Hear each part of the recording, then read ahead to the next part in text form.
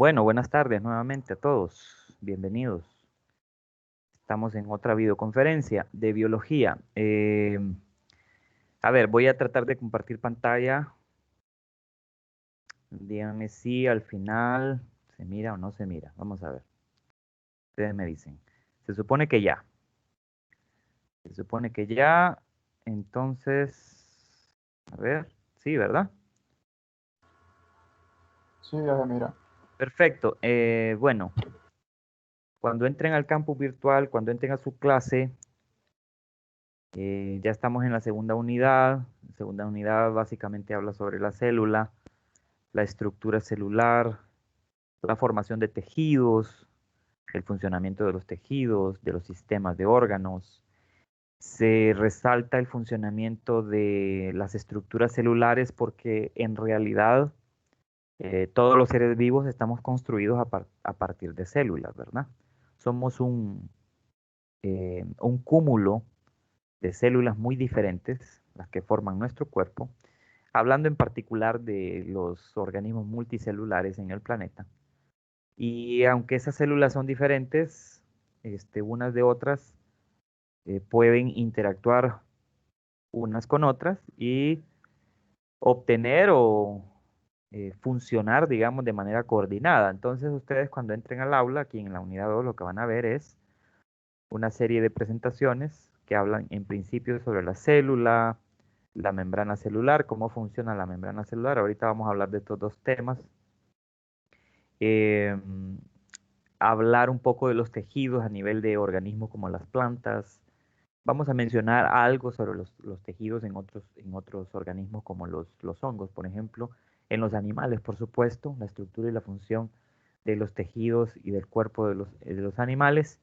Hablar un poco del fluido extracelular, las vitaminas, las hormonas, los minerales, su efecto sobre el organismo eh, y algunos otros documentos de apoyo para que ustedes puedan estudiar y comprender mejor este funcionamiento general del cuerpo, ¿no? Cómo funciona el cuerpo.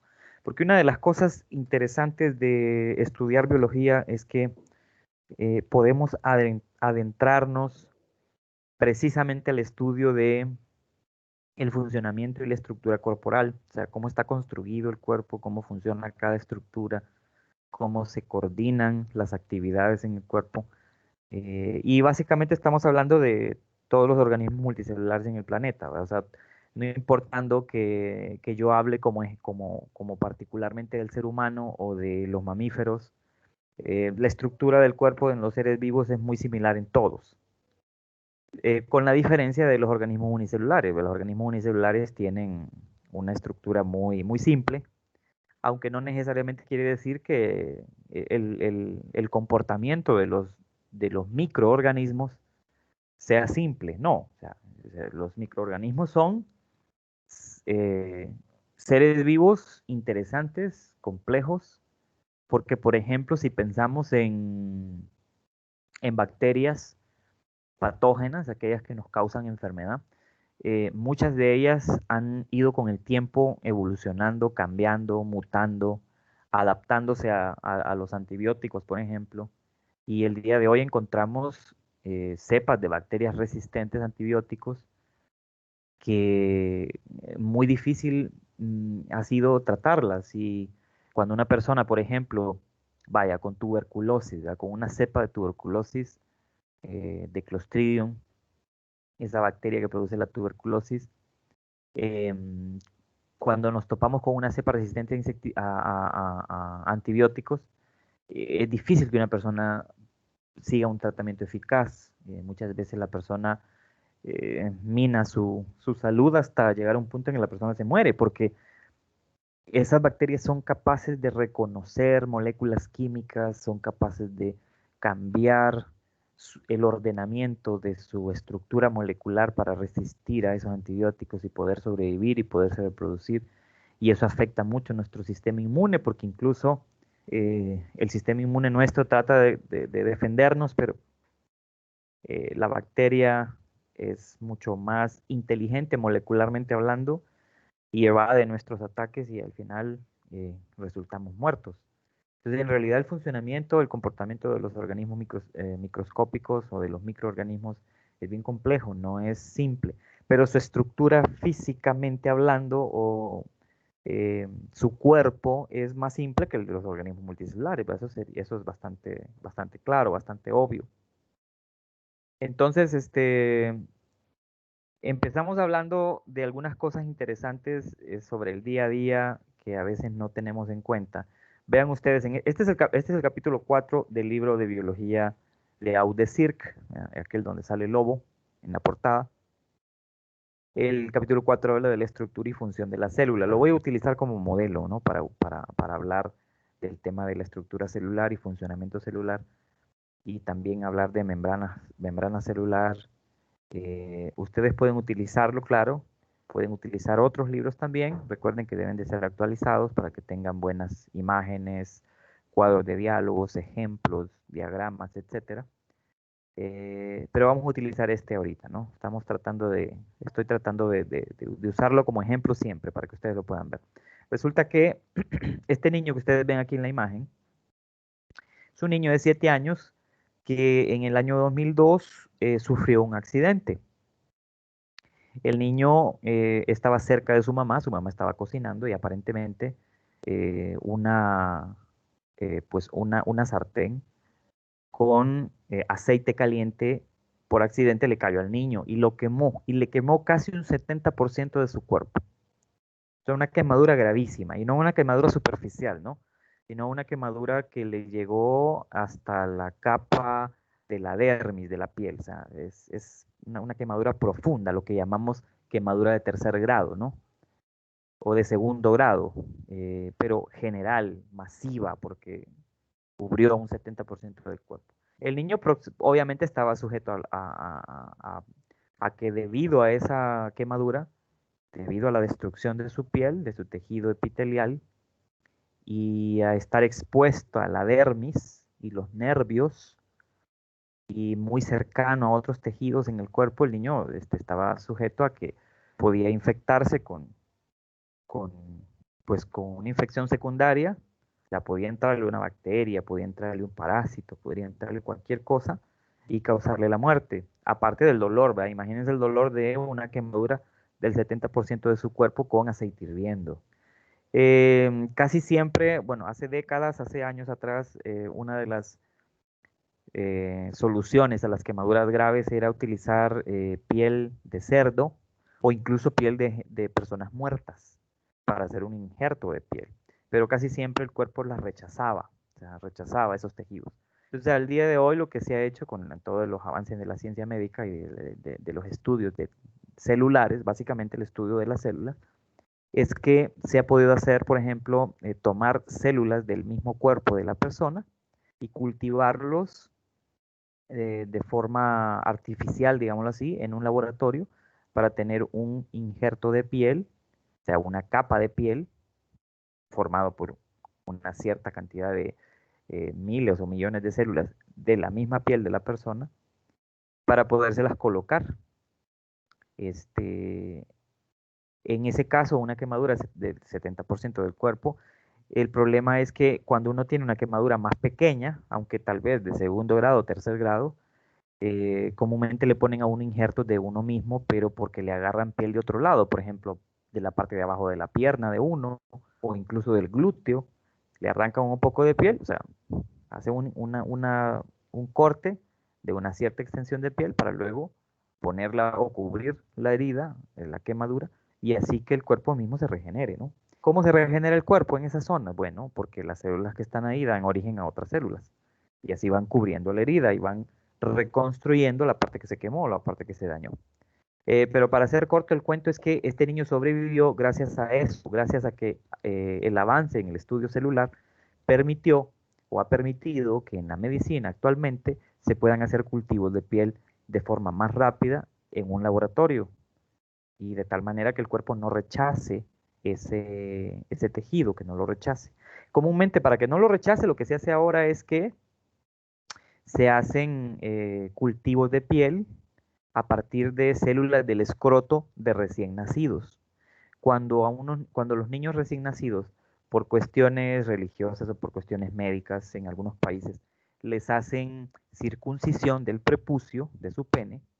Ese prepucio normalmente le hacen la circuncisión al niño y lo botan, ese prepucio lo botan, lo eliminan, pero actualmente no se está haciendo eso, porque las células del prepucio de un recién nacido son células que se están regenerando o que están reproduciéndose muy rápidamente, entonces producen más células, más células y más células.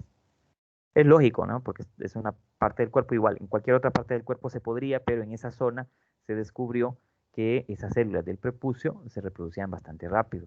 Entonces se usan en la actualidad células de prepucio de recién nacidos cultivadas en laboratorio para evitar esto. Miren la imagen acá del niño. Esta era la imagen cuando el niño estaba recuperándose o estaban haciéndole los injertos de piel. Es terrible, ¿no? Esto es una cosa terrible. Las quemaduras son una de las lesiones más serias, más graves que pueden haber en el cuerpo. El cuerpo reacciona de manera mm, eh, digamos, muy brusca. Y casi siempre la gente, cuando es una quemadura muy seria, tiene eh, mucho peligro de un shock, de quedar en shock, incluso hasta quedar en coma porque es una lesión muy grave, una quemadura de segundo o tercer grado. Entonces, ¿por qué se ha podido lograr esto el día de hoy? ¿Por qué se usan ahora injertos de piel? Gracias al avance del estudio celular. Saber de dónde, de qué tejido del cuerpo se pueden tomar células, cultivar esas células de forma artificial, tratando de reproducir las condiciones que tendría en el cuerpo para que se reproduzcan esas células, aunque no estén en el cuerpo, y lograr luego trasladarlas y evitar lesiones mayores en personas. Eso es gracias al estudio de la estructura y la función celular, porque la medicina sabe qué tejidos pueden utilizar para este tipo de acciones, ¿no? Interesantísimo, porque resulta que todo esto de la teoría celular, todo esto del estudio de las células, viene desde el siglo XVI, bueno, el siglo XVII. Siglo XVII, mediados del siglo XVII es cuando se descubre que el cuerpo de los seres vivos está formado de células. Y lo descubrieron diferentes personas, digamos que diferentes personas estuvieron expuestas a llegar a esas conclusiones al observar células.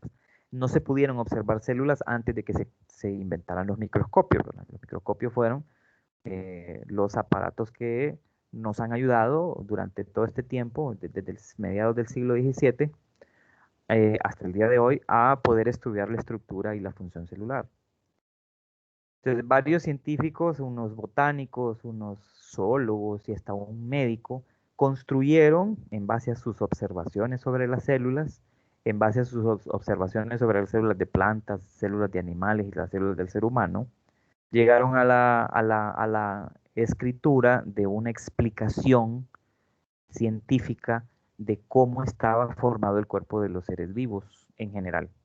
Entonces ellos llamaron a esa explicación o a esa teoría sobre la estructura del cuerpo de los seres vivos como teoría celular. Entonces la teoría celular básicamente es una forma de explicarle al mundo de una manera científica que hay algunos hechos de los que hay evidencia científica. Hay hechos que son reales y comprobables. ¿Cuáles son estos hechos? Principalmente estos tres enunciados que están aquí. Estos son los tres enunciados principales de la teoría celular, escrita por tres científicos diferentes. Un botánico llamado Matthias Schleiden en 1838. En 1839, un biólogo alemán que estudiaba animales, era un zoólogo, que se llamaba Theodor Schwamm. Y en el 55, 1855, un médico llamado Rudolf Virchow, médico alemán. Entonces, entre ellos tres formularon esta teoría y entre esta teoría, estos son los tres, digamos, enunciados principales. Dice, el primero, todo organismo vivo está compuesto por una o más células. Eso ya lo hemos comprobado. Hemos dicho que en la Tierra únicamente existen organismos unicelulares u organismos multicelulares. Organismos formados por una sola célula, su cuerpo es una sola célula, o organismos formados por millones de células, o miles o millones de células. Entonces, todo organismo vivo está compuesto por células, absolutamente todos, desde los organismos más simples hasta los más complejos. Segundo enunciado, los organismos vivos más pequeños son células únicas. Y las células son las unidades funcionales de los organismos multicelulares. ¿Qué quiere decir esto? Quiere decir que los organismos vivos más pequeños que hay son los organismos unicelulares. Eso es lo que quiere decir. Y que los organismos multicelulares están formados por más células y son más complejos. Eso es lo que quiere decir. Y luego el último enunciado es el que dice que todas las células proceden de otras células. ¿Qué quiere decir esto? Que las células no llegan a existir de la nada, sino que salen de otra, vienen de otra que le dio origen. Entonces, este enunciado de la teoría celular ha sido controversial porque en otras ciencias, como la física, por ejemplo, siempre se ha expresado la teoría de que, y se ha defendido la teoría de que el universo mismo existió por un evento al azar, por un evento denominado el Big Bang, ¿verdad? Que así de la nada, una explosión de energía dio lugar al universo y este se ha ido expandiendo desde ese momento, de tal manera que el universo es infinito, no tiene fin. Pero el asunto es que no explica, esa teoría no explica, no deja claro cómo llegan a existir los seres vivos. Los seres vivos no llegan a existir de la nada. Esta teoría celular indica claramente que las células proceden de otras, no salen de la nada, no aparecen de la nada. Y eso es lógico. Esto es lógico por todo lo que uno ve en el estudio, pues, de la vida humana y de la vida en este planeta. Se da cuenta de que en realidad todas las evidencias apuntan a que la vida fue creada, fue diseñada, porque realmente el funcionamiento de los seres vivos es tan complejo que uno no puede explicar tanto orden pensando en el azar. No puede. Simplemente no se puede. Es imposible explicar la complejidad de la vida como fenómeno natural por un evento al azar. La vida tuvo que haber tenido un diseñador. Y no hay que perderse mucho. En realidad, ese diseñador es un ente poderoso, un ente inteligente, supremamente inteligente, que diseñó todo lo que existe. Pero bueno, esta no es una clase de religión, tampoco quiero adoctrinar a nadie, simplemente hablo lo que la evidencia muestra más claramente. Bien, las células son muy pequeñas, claro. Son las unidades básicas de los seres vivos, las unidades más simples y funcionales de los seres vivos. Y son bastante pequeñas, por supuesto, y su funcionamiento es bien complejo. La célula está rodeada por una membrana plasmática que es como una envoltura que administra lo que entra, lo que sale y aísla el interior de la célula del exterior. Entonces aísla lo que pasa dentro de la célula de lo que pasa fuera de la célula. Es lo mismo que ocurre en nuestro cuerpo en general. Por ejemplo, los órganos, las vísceras que tenemos nosotros en nuestra cavidad abdominal están encerradas en unas membranas que nosotros les damos nombre a esas membranas. La ciencia médica le ha dado nombre a esas membranas. Por ejemplo, los intestinos están envueltos en una membrana que tiene un nombre. El corazón está envuelto en una membrana que tiene un nombre. El corazón está envuelto en una membrana que se llama pericardio, ¿verdad? El pericardio envuelve, es una membrana que envuelve al corazón. Entonces aísla todo lo que hay, todas las reacciones químicas y todas las funciones que ocurren dentro del corazón de lo que ocurre fuera. El cerebro está rodeado de membranas, se llaman las meninges, y son tres. Entonces esas membranas aíslan, protegen de cierta manera, administran lo que llega al cerebro eh, y separa, pues, por ejemplo, toxinas, ayuda a controlar la entrada de microorganismos, etcétera, ¿no? Eh, entonces, los pulmones están envueltos por una membrana, se llama pleura. ¿Ya? Entonces, es lo mismo. Las células, todas las células de nuestro cuerpo están envueltas en una membrana porque esas membranas son como unas bolsitas, como unas capas son células en realidad, son células, o bueno, son estructuras, mejor dicho, son estructuras moleculares que administran lo que entra, lo que sale y lo que ocurre dentro de la célula y lo que evita que muchas cosas, muchas reacciones químicas que ocurren afuera de la célula puedan afectar el funcionamiento interno de la misma. Entonces aquí en este cuadro lo único que se dice es que, bueno, las células son tan pequeñas en general que tienen unos tamaños entre 10 y 100 micrómetros. O sea, el micrómetro es una unidad muchísimo más pequeña que el milímetro, ¿verdad? Un milímetro es la décima parte de un centímetro. Un micrómetro es la millonésima parte de un metro. Entonces, son estructuras tan pequeñas que usted no las puede ver. La mayoría de las células, aún células, digamos, de un grosor bastante grande, no pasan de la anchura de un cabello humano. Entonces son completamente difíciles de ver. No es fácil ver una célula. En esta imagen que se ve acá, vamos a ver, este es un libro de anatomía humana en donde se habla de la célula y se habla de su complejidad. Pues si ustedes se fijan en este diagrama, por acá, a ver, vamos a buscar aquí. No está, bueno, aquí en la otra página donde está, creo yo, sí, aquí creo que está. A ver. La membrana celular, aquí está. Esta es una célula animal. Este es un diagrama de una célula animal. Lo que pasa es que en el libro está partido en dos partes, por eso es que no se ve en una sola página. Pero esta célula está rodeada por realmente lo que forma una membrana celular es una doble capa de fosfolípidos. Cuando ustedes estudiaron los componentes orgánicos que forman parte de la estructura del cuerpo humano o del cuerpo de cualquier ser vivo, vieron que dentro de los lípidos, dentro de ese gran grupo de compuestos orgánicos que existen en el planeta y que forman parte del cuerpo de los seres vivos, hay unos que se llaman fosfolípidos, que son un tipo de compuesto químico bastante grande y bien complejo que en parte está formado por ácidos grasos, por compuestos de fósforo y por bases nitrogenadas que fabrican esta estructura que se llama membrana celular y que rodea y le da forma a toda la célula. Entonces, toda esta capa que se mira aquí, que rodea la célula, es una membrana celular.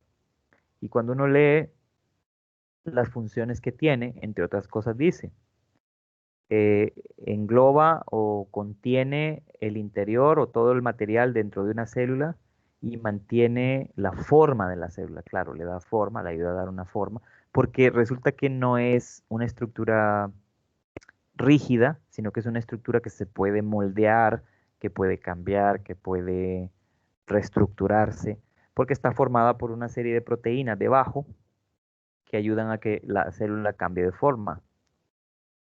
Y dice, regula también el flujo de sustancias que hay entre el exterior de la célula y el interior de la célula. Entonces aquí están varios organelos celulares, como ustedes pueden ver, las células están formadas por muchos organelos, por lo menos las células eucariotas, ¿verdad? Porque las células procariotas son más sencillas, como ya habíamos mencionado.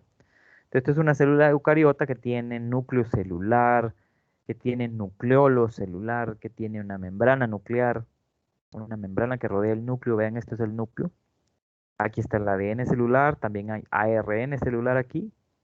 Y hay una serie de otros organelos que se llaman, por ejemplo, ribosomas, unos organelos bastante pequeñitos, eh, que ayudan a construir las proteínas, porque una de las grandes funciones anabólicas que tienen las células es que en las células se producen muchos productos o se fabrican, digamos, muchas moléculas.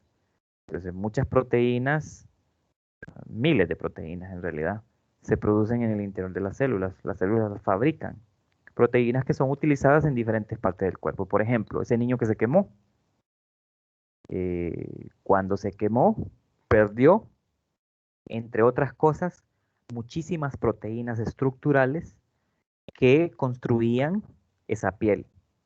Entonces, para poder regenerar otra vez ese tejido perdido, entonces las células que quedan, las células vivas que quedan en el cuerpo de la piel, en la piel de ese niño, tienen que producir otra vez las proteínas estructurales para restablecer la piel perdida. Entre otras proteínas, por ejemplo, está el colágeno. El colágeno es una de las proteínas más abundantes en los animales, en todo el reino animal.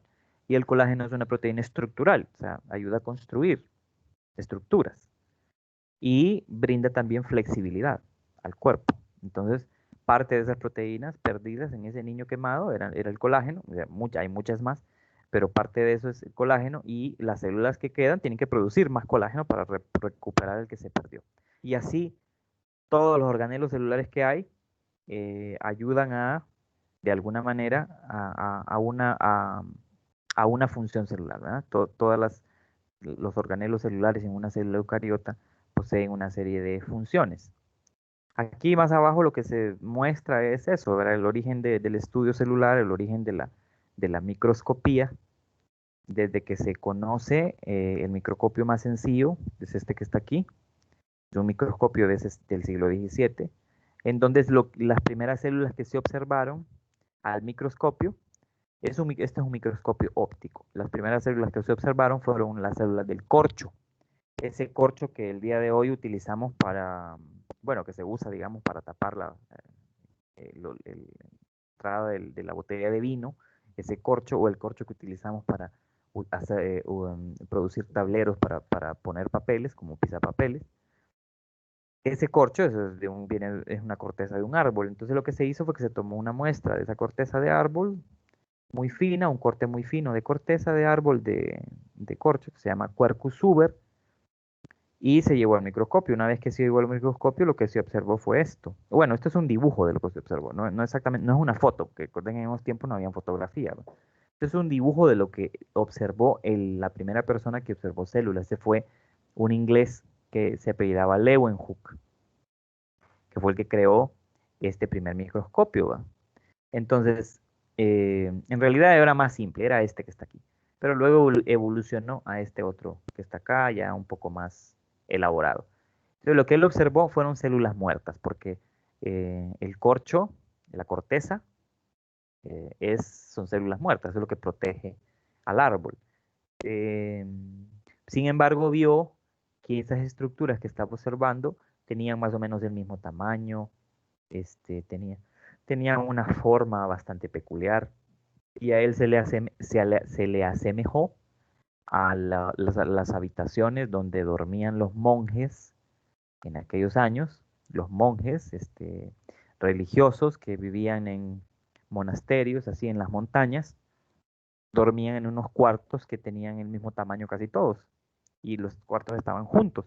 Entonces, Leeuwenhoek reconoció que la disposición o el orden de esas estructuras se parecía mucho a las celdas, así se llamaban las celdas, donde dormían los monjes. Y de ahí, entonces, él le dio nombre de célula a cada una de estas unidades, que después, con los estudios que vendrían después, ya en 1800, eh, ya entonces se supo que esos eran las estructuras que formaban el cuerpo de los seres vivos, las células que formaban el cuerpo de los seres vivos. Entonces, luego viene y el avance utilizando microscopios electrónicos o microscopios ya un poco más avanzados con el tiempo, ya pudimos entonces ver hacia adentro de la célula y descubrir lo que había dentro de la célula. Y una vez que la ciencia descubre lo que había dentro de una célula, se sorprende porque dice, wow, todo lo que hay aquí tiene una función distinta y se coordina con la función de las otras estructuras para lograr que las células estén vivas. Y así ha ido avanzando el estudio de las células, primero por la citología, ¿verdad? El estudio celular. Luego y en el día de hoy, con los avances en la tecnología, ahora ya hablamos de ciencias como la biología molecular o la biología celular, que gracias a esos avances científicos y en tecnología se ha logrado entonces ver mucho más de cerca a una célula y se ha visto cómo funciona por dentro, incluso, ¿no? Se ha visto cómo funciona por dentro. Y por eso el día de hoy tenemos esta información sobre cómo estamos construidos nosotros los seres humanos o los seres vivos en general, ¿no? Cómo están construidos a partir de células y cómo las células están formadas por una serie de estructuras muy especiales que cumplen funciones igual muy especiales y muy particulares. Entonces vean que incluso se ha visto hasta el interior de las células, ahora con los microscopios electrónicos que hay. Esto es una mitocondria. Entonces, mitocondria es un organelo importantísimo porque si no hubiera mitocondrias en nuestras células, a usted de nada le serviría comer, porque son como las centrales de procesamiento de energía que hay en las células. Son las que en presencia de oxígeno transforman la glucosa, la comida, los nutrientes que nosotros absorbemos después de la digestión, son los que transforman esos alimentos en energía. Son estos organelos llamados mitocondrias, entonces son importantísimos. Todos los organelos celulares son importantes, ¿no? O sea, cada uno tiene una función distinta y complementaria. Eso es lo maravilloso del estudio celular, que nos damos cuenta de que así como funciona una célula, podemos entender el funcionamiento de todo el organismo. Bastante complejo, bastante interesante. Este es un diagrama de una célula, vamos a hacerlo un poquito más pequeño. Esto es un diagrama de una célula eucariota. Vean que una célula eucariota se caracteriza porque posee muchos organelos membranosos. Resulta que todos los organelos, o la mayoría, casi el 98% de los organelos que hay dentro de una célula, están protegidos, están rodeados por membranas también. Y están construidas las membranas de la misma estructura que forma la membrana de todas las células, la membrana plasmática, que son capas dobles de fosfolípidos. Rodean esas membranas o construyen esas membranas de todos los órganos. Entonces vea la cantidad de órganos que hay en una célula eucariota. Esta es una célula eucariota de un animal.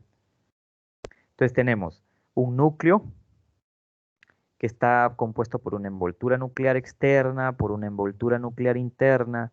Vean que aquí se ve el ADN rodeando el nucleolo. El nucleolo es una estructura que contiene una cierta cantidad de ARN nuclear.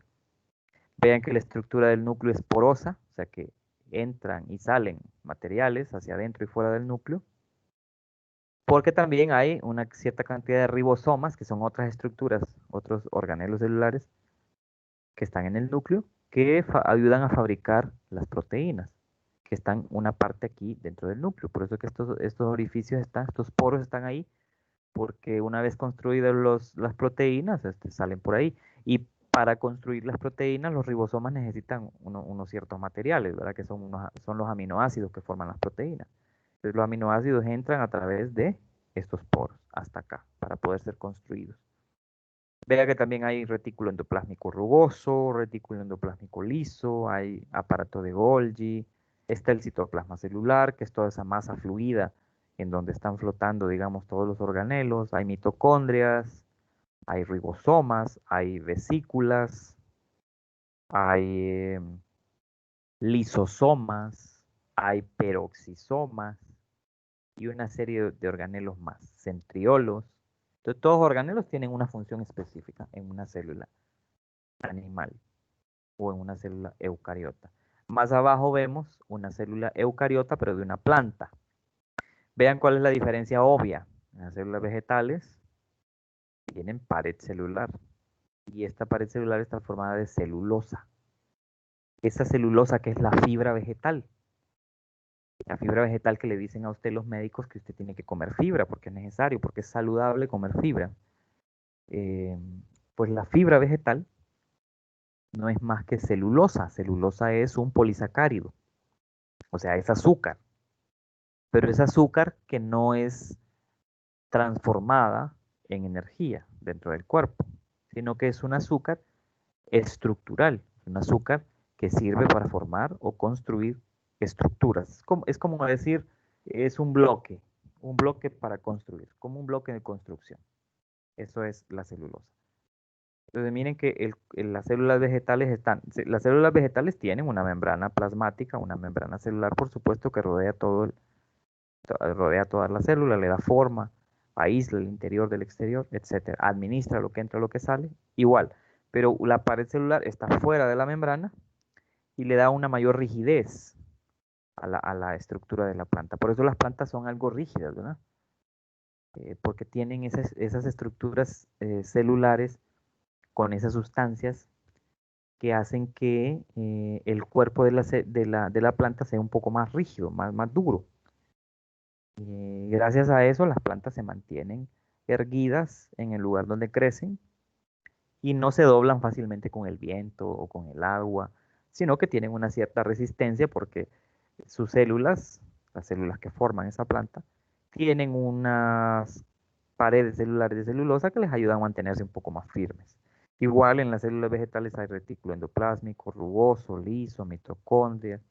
Hay otros organelos que no están en las células animales, como por ejemplo los cloroplastos, porque recordemos que las plantas son organismos fotosintéticos, es decir, son autótrofos, pues, fabrican su propio alimento a partir de la energía de la luz.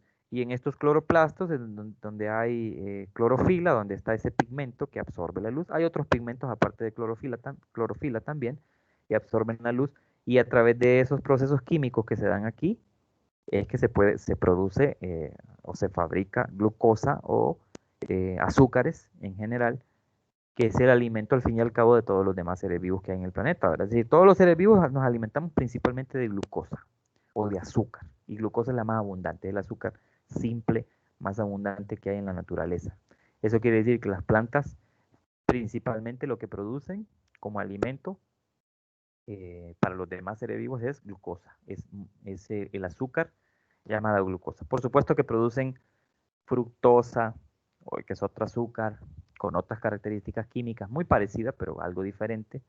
Galactosa, que es otro azúcar.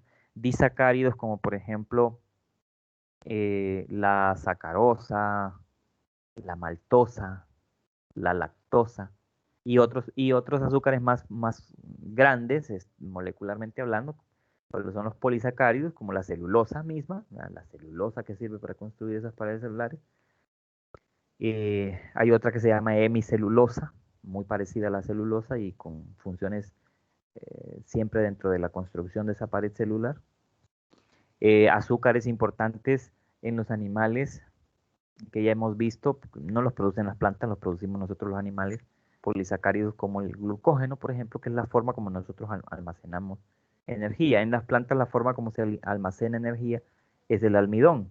Entonces, cuando usted se come una planta o una fruta o un vegetal, lo que usted está comiendo son varios tipos de azúcar que forman, ¿verdad?, la estructura de esa planta. El azúcar que aprovechamos, que podemos digerir, porque tenemos enzimas, nuestro metabolismo tiene enzimas para poder digerirlas, ayudadas por las bacterias que están en nosotros y que nos ayudan a producir esas enzimas también, es el almidón, ¿verdad? Nosotros podemos digerir el almidón. Cuando nos comemos una manzana, toda la parte blanca que nos comemos, eso es almidón.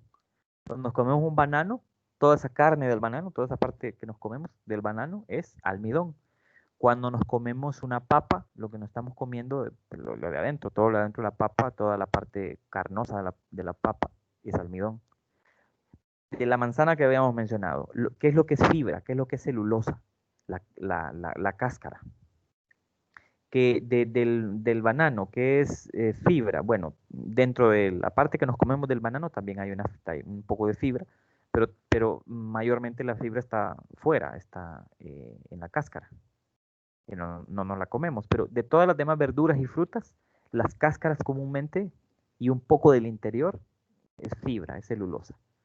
Entonces a veces los médicos nos dicen, coma fibra porque es necesario para la salud. ¿Por qué la fibra es buena para la salud si no la podemos digerir? La respuesta es bien sencilla, pero no se la voy a dar. Mejor dejémosla como pendiente para que usted vaya investigando un poco más sobre el asunto.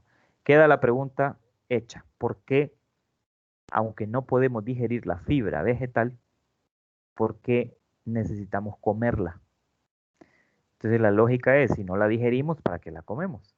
¿Por qué la comemos? Queda la pregunta ahí para que la contesten después.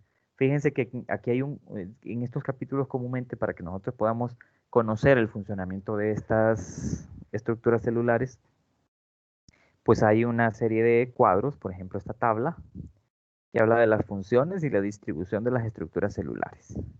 Entonces nos habla de todas las estructuras celulares. Pared celular, cuál es su función, los cilios, qué son los cilios, cuáles son sus funciones, en qué células están presentes y en qué células están ausentes.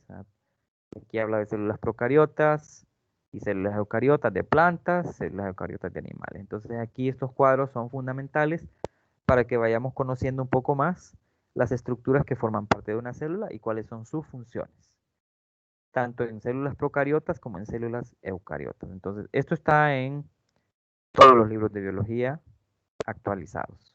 Aparecen estos cuadros que son sumamente buenos porque nos resumen precisamente todas esas funciones celulares, esas estructuras y esas funciones celulares. Por ahí nos damos cuenta de que las células tienen una estructura que se llama citoesqueleto celular. Todas las células tienen, bueno, las células eucariotas, porque ustedes se fijan aquí en el cuadro, dice citoesqueleto y dice que está ausente en procariotas. Esta es la columna de las células procariotas, porque son células más simples. Y vemos que el citoesqueleto sí está presente en plantas y en animales. ¿Qué es el citoesqueleto? Es una combinación de proteínas. Son tres tipos diferentes de proteínas o tres clases diferentes de proteínas. Unas se llaman microfibrillas, otras se llaman microtúbulos y otras se llaman filamentos intermedios. Son como varillas de construcción. Se ha fijado que cuando construyen una columna, los albañiles, utilizan unas varillas de hierro bien gruesas, otras varillas un poco más delgadas y otras varillas muchísimo más delgaditas que sirven como para darle amarre a la estructura. Lo mismo en el citoesqueleto, son una serie de tres tipos diferentes de proteínas llamadas microfibrillas, filamentos intermedios y microtúbulos. ¿Y para qué sirven? Bueno, son igual que en cualquier estructura que usted construya para darle forma a lo que usted está construyendo. En este caso, para darle forma a la célula. También para darle un cierto sostén, darle una cierta rigidez. Y también dice que tiene funciones de movimiento de partes de la célula.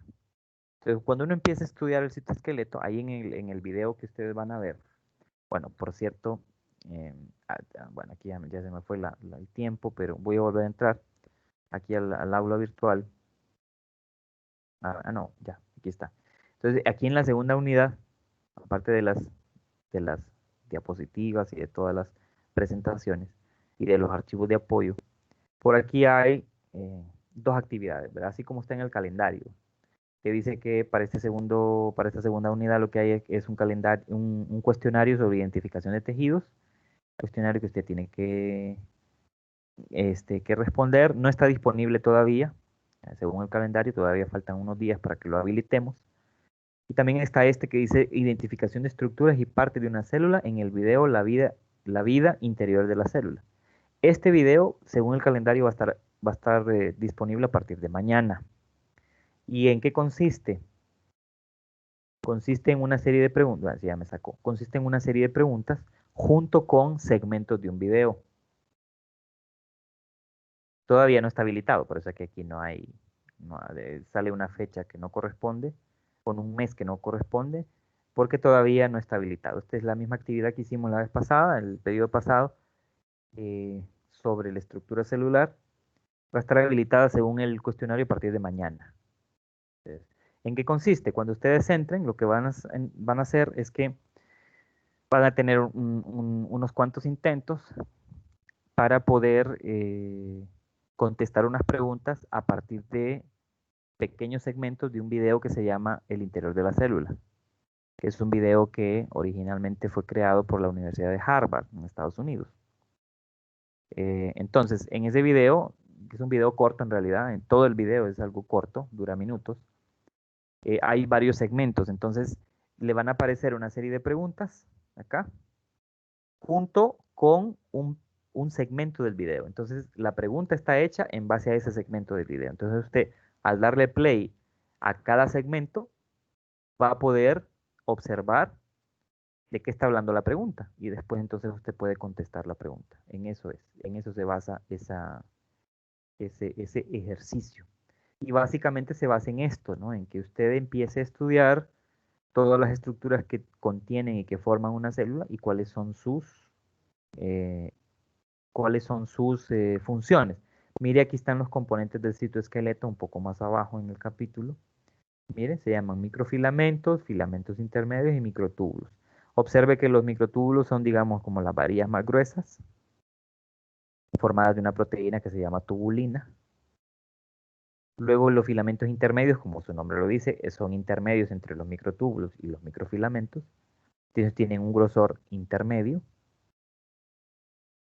formado de proteínas también. Y luego vienen los microfilamentos, que están formados de otra proteína, en este caso se llama actina la proteína, y son los más pequeños. Entonces aquí se habla un poco de cómo está formada esa estructura, de cada una de esas partes y cuáles son sus funciones específicas. Y aquí aparece. Y obviamente esas estructuras se combinan para formar el citoesqueleto celular que rodea toda la célula. Debajo de la membrana celular está el citoesqueleto.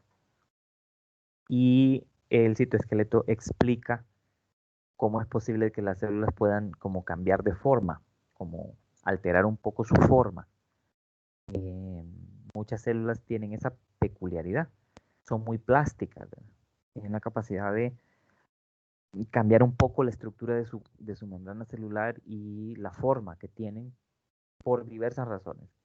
Casi siempre por el hecho de incluir o hacer llegar ciertos materiales al interior o excretar, eliminar materiales hacia el exterior o por la acción o por la función específica que tienen. Por ejemplo, en el caso de células como los gametos, ¿verdad?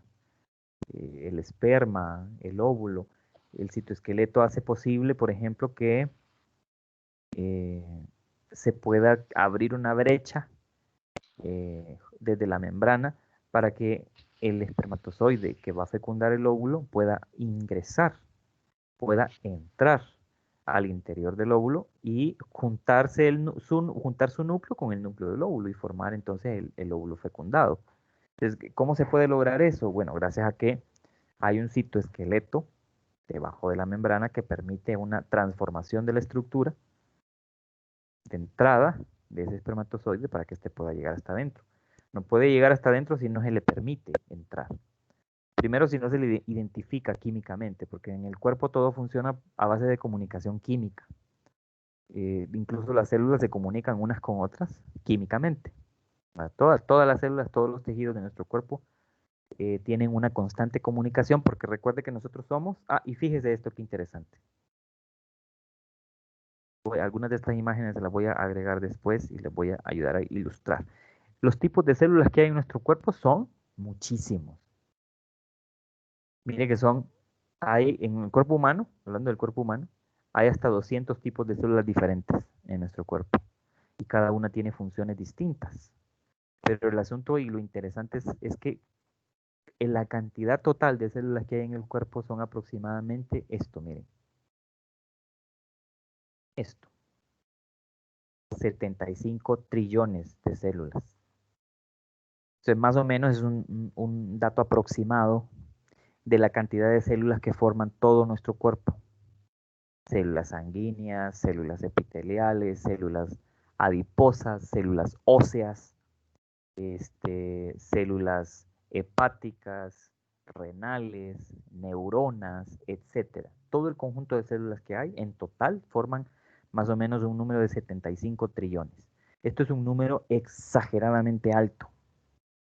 Y lo interesante es que todas las células que hay en nuestro cuerpo, esos 200 tipos aproximadamente de células con funciones diferentes cada una, se comunican unas con otras, hablan un mismo idioma. Y si no se comunicaran, entonces no funcionaría nuestro cuerpo. Nuestro cuerpo sería un caos si no hubiera una coordinación química o una coordinación en las funciones de cada uno de los tipos de células en nuestros tejidos, en nuestros órganos. Entonces, si no hubiera esa comunicación, y no hubiera esa interdependencia, esa interacción entre todas las células, nosotros no estaríamos vivos, no estaríamos vivos. Entonces vea que Tenemos diferentes formas celulares en nuestro cuerpo, desde células aplanadas, bicóncavas, como son los glóbulos rojos, células en forma como de una cajita o de un tonelito, como son las células epiteliales que forman la piel, eh, y todos los recubrimientos que hay en nuestro cuerpo, ¿verdad? Formados por las células epiteliales, las células que almacenan grasa en nuestro cuerpo, las células adiposas, las células neuronales o los nervios, las neuronas también, entre otras células nerviosas, que son células bien alargadas y que son especiales porque reciben impulsos nerviosos y los transforman en señales químicas. Células muy móviles como el esperma, por ejemplo. Células muy grandes como los óvulos. Otro tipo de células de la piel. Entre todas las células que hay en nuestro cuerpo, las células que reciben las señales de luz en nuestros ojos, ¿verdad? Son células fotorreceptoras, las que reciben señales químicas en nuestro cuerpo, etcétera. Todos ellos formando tejidos diferentes, el tejido óseo, el tejido adiposo, el tejido esquelético, el tejido cartilaginoso, el tejido muscular, el tejido sanguíneo. Entonces, todo un montón de células forman estas agrupaciones llamadas tejidos, que son como los capítulos de un libro, ¿no? Son como todas esas partes que se traslapan unas con otras para formar el cuerpo. Y cómo funcionan unas con otras, ¿no? Cómo se interactúan unas con otras. Entonces realmente el estudio del funcionamiento celular no es un estudio sencillo, no es un estudio simple, lleva tiempo, eh, hay ciertos procesos que son un poco más fáciles de entender, otros son un poco más difíciles de entender. Entonces aquí en las presentaciones que ustedes tienen disponibles, esta es de la célula, la primera que sale ahí en el aula. Entonces vean que aquí se explica en principio lo que es la teoría. Uy, ya se me trabó esta cosa. En principio lo que es la célula, la teoría celular, cómo está construida una célula procariota, luego una célula eucariota. Y así empieza a hablar de las funciones y de todos los procesos celulares que en principio deberíamos de conocer para poder ir entendiendo mejor ese funcionamiento celular. Pues ahí está, ¿verdad? Todo lo que hemos hablado, ahí está. En las presentaciones, resumido. Y luego empieza a hablar de los tipos de células y empieza a explicar las diferencias que hay entre células procariotas y eucariotas. Empieza a hablar de las estructuras de una célula procariota, cómo funciona. Luego de las células eucariotas, de células animales y vegetales. Y luego empieza a explicar cada uno de los organelos celulares que hay en nuestras células. Cómo funciona, qué funciones tienen. Ahí está. Lo mismo ocurre con la otra presentación, que es la presentación de membrana. Entonces empieza a explicar lo que es una membrana, cómo está formada por una doble capa de fosfolípidos, las proteínas que están asociadas a esa membrana, todas las estructuras que están asociadas a la membrana y cómo funcionan los mecanismos de entrada y salida de materiales a través de la membrana celular, a través de la membrana plasmática. En otros videos vamos a explicar esas interacciones de la membrana celular con el medio externo, porque son básicas para entender todo, todo cómo funciona en el cuerpo. O sea, hay unos ciertos ejemplos que vamos a poner para que ustedes tengan muchísimo más claro eh, cómo funcionamos, cómo nuestro cuerpo funciona. Y lo voy a explicar utilizando el ejemplo sencillo de qué pasa después de que usted come o ingiere los alimentos, cualquiera que sea, no importa, cómo se van transformando esos alimentos desde que entran al cuerpo hasta convertirse en nutrientes que son absorbidos por las células del intestino. Esos nutrientes pasan a la sangre y son distribuidos a los demás tejidos del cuerpo y cómo esos nutrientes al final llegan hasta cada una de las células. Cómo las células procesan esos nutrientes y cómo producen desechos y cómo eliminan esos desechos. Entonces vamos a estudiar más o menos cómo funciona el sistema llamado cuerpo, cómo funciona el cuerpo de un ser vivo desde el punto de vista de un sistema, porque nosotros somos sistemas abiertos, o sea, En un sistema abierto hay entradas de materiales y energía, procesamientos de materiales y energía y eh, productos, que pueden ser productos útiles o pueden ser desechos. Entonces eso lo vamos a ir viendo con otros videos y en otras explicaciones que vamos a dar. Ustedes adelanten, por supuesto, estudiando todas estas presentaciones, estudiándolas, leyéndolas y todas las preguntas que se vayan teniendo, pues obviamente las vamos a ir despejando siempre y cuando ustedes las hagan, ¿no? Las hagan en el tiempo correcto. Entonces, hasta aquí llegamos, son las 4. Les recuerdo que mañana activamos los videos para que los comiencen a ver. Y lo demás hay que ceñirse al calendario para poder saber lo que estamos haciendo y cómo vamos avanzando. El examen ayer lo hizo más o menos menos de la mitad. De hecho, solo 16 personas hicieron el examen ayer. No sé las razones, no las sé, pero asumo que quizás muchos o no estaban o no se sentían muy bien preparados o algunos no se dieron cuenta. ¿Por qué no se dieron cuenta? Porque probablemente no están viendo el calendario, no están atentos al calendario. Ustedes que están en las videoconferencias siempre los veo atentos aquí, porque casi siempre son los mismos los que están en las clases, pero hay otro grupo de personas que en realidad parece que no están atentos. Así que hay que estar pendientes del calendario y bueno, estemos en comunicación perpetua. Escríbanme todas las situaciones que necesiten preguntar. Ya le doy la palabra a Joaquina. A ver, Joaquina. Joaquina, Sí. Lick, diga, buenas tardes. diga. Buenas tardes, Mire que Joaquina. sobre esto le quería consultar yo. Yo no realicé el Sí. examen por asuntos del internet que tuve problemas Ajá. pero quería preguntarle si va a haber reposición. Sí, sí, sí, sí. Ahí está la fecha de la reposición. O sea, si usted no Lick, pudo hacer si usted no pudo hacer un examen por cualquier situación, usted puede reponerlo. Solamente quiero hacer una aclaración. Cuando uno puede hacer una reposición especial, para Joaquín y para todos, uno puede hacer una reposición especial solamente por 3 razones. Reposición especial es que yo le hago el examen después de que usted me presente una excusa, me presente unos documentos por escrito.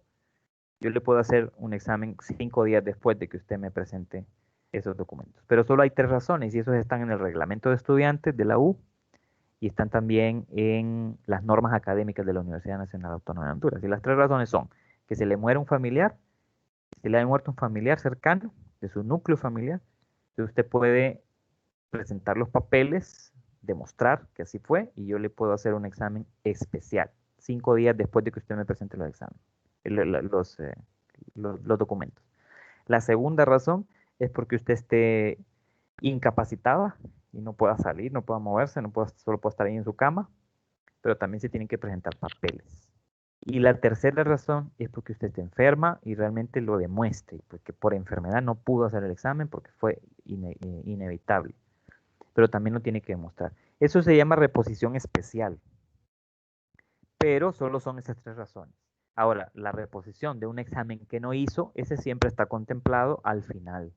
Cuando ya terminamos los 4 exámenes, al final se hace una reposición del examen que no hizo o del que tiene una nota más baja. Javier, a ver Javier. Lick, Ah, Joaquina, ¿todavía tiene sí, alguna duda? muchas gracias. Ok, de nada. Javier. Sí, Javier. Sí, Lick, buenas. Igual, yo no pude realizar el examen ayer porque estuve con cierre en la empresa. Sí, Entonces, igual, sí, se repone. como dijo usted ahorita que explicó, entonces vamos a ver Sí, cómo lo solo lo repone. Lo único que tiene que hacer, Javier, es que fijarse en el calendario y ver la manera de que los próximos exámenes no los pierda, ¿verdad? Porque entonces ahí sí sería un problema. Sí, el de Ah, ayer por motivos de cierre no de hay- ahí de la empresa, no lo pude realizar. ok, no hay problema. Lo puede hacer en la fecha de reposición, sin problema. Ok, gracias. Listo. Génesis. A ver, Génesis. Buenas tardes, Lick. Buenas tardes. Eh, se refiere, ¿verdad?, al cuestionario de 100 preguntas, ¿verdad? No, O... no, al de la segunda unidad. Ajá, ok. Ese Bueno. todavía no está habilitado porque ahí aparece en el calendario, el calendario la fecha en la que se va a ser habilitado y los videos de esta segunda unidad dice el calendario que los habilitamos a partir de mañana. Es un cuestionario con unos segmentos de un video, que ese sí se va a habilitar mañana, pero el cuestionario así como de que comúnmente se resuelve, así como el que hicieron de 100 preguntas en la primera unidad, aunque este no es, aunque este es un poco diferente, pero es algo así. Ese va a ser hasta unos días después. Por ahí aparece la fecha. Vean el calendario, ahí aparece. Jaciel. Lick, disculpe, algo sobre saliendo de tema. Fíjese que yo tomo clase, no sé si puedo No, no hay salir, ya problema. no sé. Si no, ya terminamos, no se preocupe. Sí, sí, tranquilo. Gracias. Listo. Vaya, gracias, igual. Javier todavía tiene la mano levantada, no sé si iba a preguntar algo más o era lo mismo. No, igual, Lick, tengo clases ahorita Dele, a las no se 4. preocupe. Pero ya terminamos, no se preocupe. Listo. Gracias. Ok, vamos a ver quién más. Elvin. Buenas tardes, Rick. Buenas tardes, Elvin. Con el pago de los laboratorios. Ah, sí, yo les mandé un anuncio, ¿verdad? Lo vieron ahí en el aula. Resulta que la jefe del departamento de biología nos dijo que no ha habido ningún comunicado oficial que diga en la fecha tal hay que pagar el laboratorio. Entonces la indicación que ella dio es que mientras no aparezca esa indicación en el registro o mientras no manden un comunicado, pues siempre nos van a tener que comunicar, pues ustedes no tienen que hacer ningún pago ahorita, hasta ahorita. Lo que tienen que hacer es matricular el laboratorio en el aula, eso sí, ¿verdad? Porque no ha habido ningún comunicado oficial. Entonces, seguimos así, pues seguimos igual como estamos. O sea, ustedes no pueden pagar nada porque todavía no han dicho cuándo ni dónde va. Entonces, mientras... probablemente no lo hayan hecho porque entonces algo que había escuchado yo antes, incluso algunos de ustedes me habían dicho, y yo ya había escuchado también, que en este periodo no se iba a cobrar laboratorio. Es probable que sea así, porque si hasta el día de hoy no han avisado nada, entonces es muy probable, no lo puedo asegurar, pero es muy probable entonces que no les cobren. Lo cual sería genial, ¿verdad? Porque al final, pues, siempre es un ahorro. Aunque no es mucho, ¿verdad? Pero siempre es un ahorro.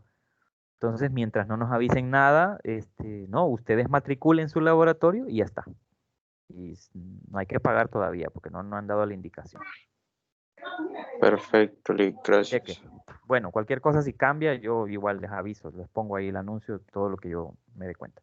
Bueno, entonces que tengan buena tarde y seguimos en contacto. Igual, Lick, feliz tarde. Listo, gracias.